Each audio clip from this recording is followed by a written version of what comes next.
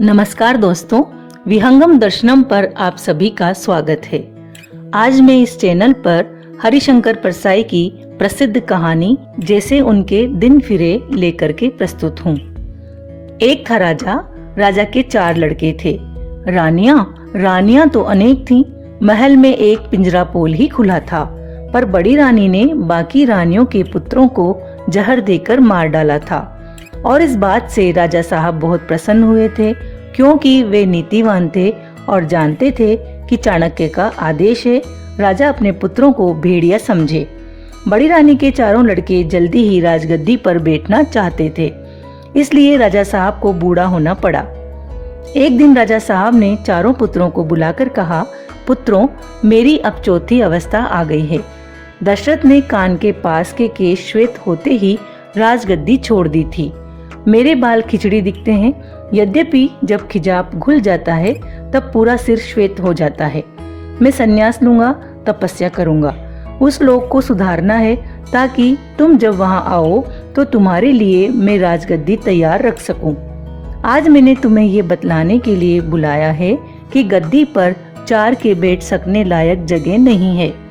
अगर किसी प्रकार चारों समा भी गए तो आपस में धक्का मुक्की होगी और सभी गिरोगे। मगर मैं दशरथ सरी की गलती नहीं करूंगा कि तुम में से किसी के साथ पक्षपात करूं। मैं तुम्हारी परीक्षा लूंगा, तुम चारों ही राज्य से बाहर चले जाओ।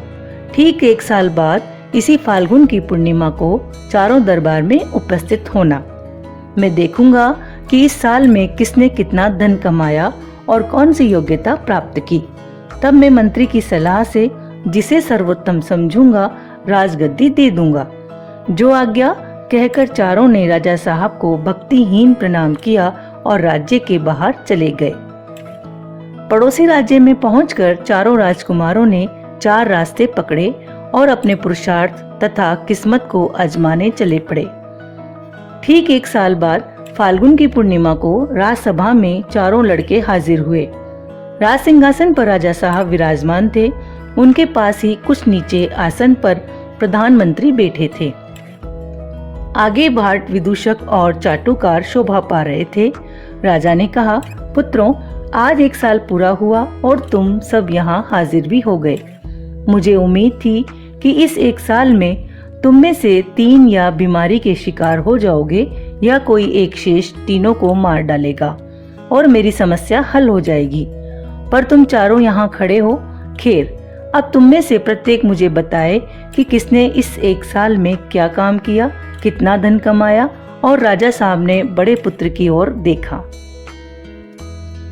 मैं जब दूसरे राज्य में पहुंचा तो मैंने विचार किया कि राजा के लिए ईमानदारी और परिश्रम बहुत आवश्यक गुण है। इसलिए मैं एक व्यापारी के यहाँ गया और उसके यहाँ बोरे ढोने का काम करने लगा।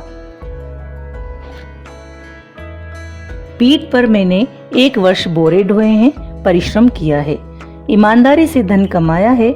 मजदूरी में से बचाई हुई ये 100 स्वर्ण मुद्राएं ही मेरे पास है। मेरा विश्वास है कि ईमानदारी और परिश्रम ही राजा के लिए सबसे आवश्यक है और मुझ में ये है, इसलिए राजगद्दी का अधिकारी मैं हूँ। वह मौन हो गया। राजसभा में सन्नाटा छा गया। राजा ने दूसरे पुत्र को संकेत किया। वह बोला, पिताजी, मैंने राज्य से निकलने पर सोचा कि मैं राजकुमार हूँ, क्षत्रिय हूँ। क्षत्रिय बाहुबल पर भरोसा करता है, इसलिए मैंने पड़ोसी राज्य में जाकर डाकुओं का एक गिरोह संगठित किया और लूट मार करने लगा। धीरे धीरे मुझे राज्य कर्मचारियों का सहयोग मिलने लगा और मेरा काम खूब अच्छा चलने लगा। बड़े भाई जिसके यहाँ काम करते थे उसके यहाँ मैंने 2 बार डाका डाला था। इस 1 साल की कमाई में 5 लाख स्वर्ण मुद्राएं मेरे पास हैं। मेरा विश्वास है कि राजा को साहसी और लुटेरा होना चाहिए, तभी वह राज्य का विस्तार कर सकता है। ये दोनों गुण मुझ में है, इसलिए मैं ही राजगद्दी का अधिकारी हूँ। 5 लाख सुनते ही दरबारियों की आंखें फटी की फटी रह गई। राजा के संकेत पर तीसरा कुमार बोला, देव, मैंने उस राज्य में जाकर व्यापार किया। राजधानी में मेरी बहुत बड़ी दुकान थी। मैं घी में मूंगफली का तेल और शक्कर में रेत मिलाकर बेचा करता था। मैंने राजा से लेकर मजदूर तक को साल भर घी शक्कर खिलाया। राज कर्मचारी मुझे पकड़ते नहीं थे क्योंकि उन सबको मैं मुनाफे में से हिस्सा दिया करता था। एक बार स्वयं राजा ने मुझसे पूछा कि शक्कर में ये रेत सरीखी क्या मिली रहती है। मैंने उत्तर दिया कि करुणा निदान ये विशेष प्रकार की उच्च कोटि की खादानों से प्राप्त शक्कर है, जो केवल राजा महाराजाओं के लिए मैं विदेश से मंगाता हूँ। राजा ये सुनकर बहुत खुश हुए। बड़े भाई जिस सेठ के यहाँ बोरे ढोते थे वह मेरा ही मिलावटी माल खाता था और मंझले लुटेरे भाई को भी मूंगफली का तेल मिला घी तथा रेत मिली शक्कर मैंने खिलाई है। मेरा विश्वास है कि राजा को बेईमान और धूर्त होना चाहिए, तभी उसका राज टिक सकता है। सीधे राजा को कोई एक दिन भी नहीं रहने देगा। मुझ में राजा के योग्य दोनों गुण हैं, इसलिए गद्दी का अधिकारी मैं हूँ। मेरी एक वर्ष की कमाई 10 लाख स्वर्ण मुद्राएं मेरे पास है। 10 लाख सुनकर दरबारियों की आंखें और फट गईं। राजा ने तब सबसे छोटे कुमार की ओर देखा। छोटे कुमार की वेशभूषा और भाव-भंगिमा तीनों से भिन्न थी। वह शरीर पर अत्यंत सादे और मोटे कपड़े पहने था। पांव और सिर नंगे थे। उसके मुख पर बड़ी प्रसन्नता और आंखों में बड़ी करुणा थी। वह बोला, देव, मैं जब दूसरे राज्य में पहुंचा तो मुझे पहले तो यह सूझा ही नहीं कि क्या करूं। कई दिन मैं भूखा प्यासा भटकता रहा। चलते चलते एक दिन में एक अट्टालिका के सामने पहुंचा। उस पर लिखा था सेवा आश्रम। मैं भीतर गया तो वहां 3-4 आदमी बैठे 1.5 की 1.5 स्वर्ण मुद्राएं गिन रहे थे। मैंने उनसे पूछा, भद्रों, तुम्हारा धंधा क्या है? उनमें से एक बोला, त्याग और सेवा। मैंने कहा, भद्रों, त्याग और सेवा तो धर्म है, ये धंधे कैसे हुए? वह आदमी चिढ़कर बोला, तेरी समझ में ये बात नहीं आएगी, जा अपना रास्ता ले। स्वर्ण पर मेरी ललचाई दृष्टि अटकी थी। मैंने पूछा, भद्रों, तुमने इतना स्वर्ण कैसे पाया? वही आदमी बोला, धंधे से। मैंने पूछा, कौन सा धंधा? वह गुस्से में बोला, अभी बताया ना, सेवा और त्याग। तू क्या बहरा है? उनमें से एक को मेरी दशा देखकर दया आ गई। उसने कहा, तू क्या चाहता है?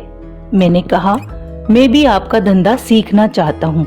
मैं भी बहुत सा स्वर्ण कमाना चाहता हूँ। उस दयालु आदमी ने कहा, तो तू हमारे विद्यालय में भर्ती हो जा। हम 1 सप्ताह में तुझे सेवा और त्याग के धंधे में पारंगत कर देंगे। शुल्क कुछ नहीं लिया जाएगा, पर जब तेरा धंधा चल पड़े तब श्रद्धा अनुसार गुरु दक्षिणा दे देना। पिताजी, मैं सेवा आश्रम में शिक्षा प्राप्त करने लगा। मैं वहाँ रास्ती ठाट से रहता, सुंदर वस्त्र पहनता, सुस्वादु भोजन करता, सुंदरियां पंखा झलती, सेवक हाथ जोड़े सामने खड़े रहते। अंतिम दिन मुझे आश्रम के प्रधान ने बुलाया और कहा, वत्स, तू सब कलाएं सीख गया, भगवान का नाम लेकर कार्य आरंभ कर दे। उन्होंने मुझे ये मोटे सस्ते वस्त्र दिए और कहा, बाहर इन्हें पहनना, कर्ण के कवच कुंडल की तरह ये बदनामी से तेरी रक्षा करेंगे।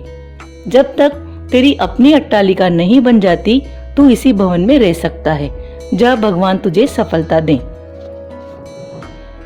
बस मैंने उसी दिन मानव सेवा संघ खोल दिया।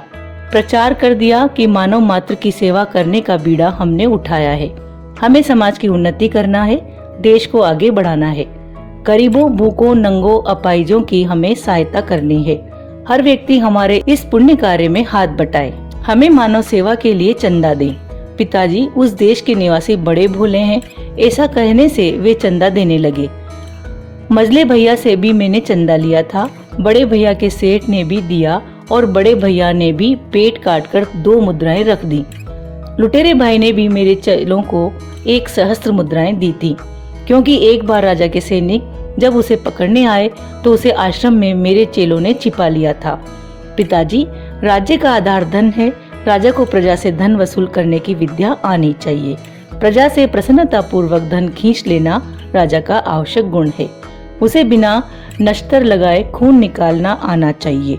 मुझ में ये गुण है, इसलिए मैं ही राजगद्दी का अधिकारी हूँ। मैंने इस 1 साल में चंदे से 20 लाख स्वर्ण मुद्राएं कमाई, जो मेरे पास है। 20 लाख सुनते ही दरबारियों की आंखें इतनी फटी कि कोरों से खून टपकने लगा। तब राजा ने मंत्री से पूछा, मंत्रीवर, आपकी क्या राय है? चारों में कौन कुमार राजा होने के योग्य है? मंत्रीवर बोले, महाराज, इसे सारी राजसभा समझती है कि सबसे छोटा कुमार ही सबसे योग्य है। उसने एक साल में 20 लाख मुद्राएं इकट्ठी की। उसमें अपने गुणों के सिवा शेष तीनों कुमारों के गुण भी है। बड़े जैसा परिश्रम उसके पास है। दूसरे कुमार के समान वह साहसी और लुटेरा भी है। तीसरे के समान बेईमान और धूर्त भी है। अतएव उसे ही राजगद्दी दी जाए। मंत्री की बात सुनकर राजसभा ने ताली बजाई। दूसरे दिन छोटे राजकुमार का राज्याभिषेक हो गया। तीसरे दिन पड़ोसी राज्य की गुणवती राजकन्या से उसका विवाह भी हो गया। चौथे दिन मुनि की दया से उसे पुत्र रत्न प्राप्त हुआ और वह सुख से राज करने लगा। कहानी थी सो खत्म हुई। जैसे उनके दिन फिरे वैसे सबके दिन फिरे।